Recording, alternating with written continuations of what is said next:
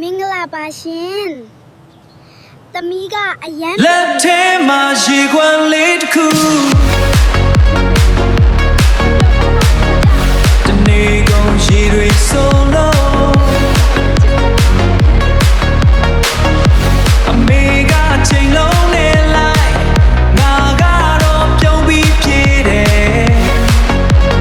ပြုံးပြီးပြေးတယ်နှကန်းတွေပြာနေနေလေတကူလုံးတုံးရင်နေတယ်လေမနဲ့ပြန်နေထွက်လာရင်ငါတို့ပြန်ဆုံးကြမယ်ပြန်ဆုံးကြ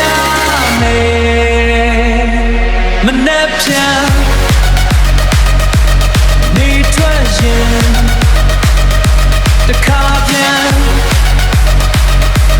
သွားကြမယ်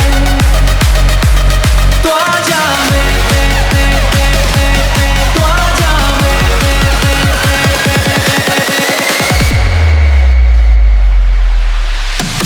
တငယ်ချင်းတွေခိုးပြီးလာခေါ်အိမ်ရှိမှတိုးတိုးလေးပဲ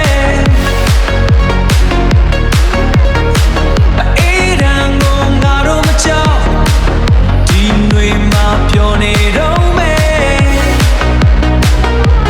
ပျော်နေတော့မယ်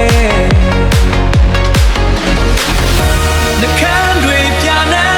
နေလေတကူလုံးတုံးရင်နေတယ်လေမနဲ့ပြန်နေထွက်လာရင်ငါတို့ပြန်ဆုံးကြမယ်ပြန်ဆုံးကြမယ်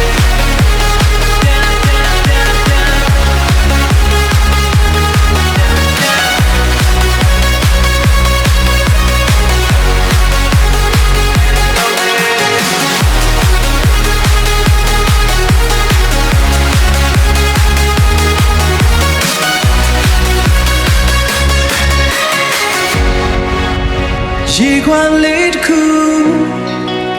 ငါတို့ရဲ့နေရာသည်အမေကိုချောက်ပေမဲ့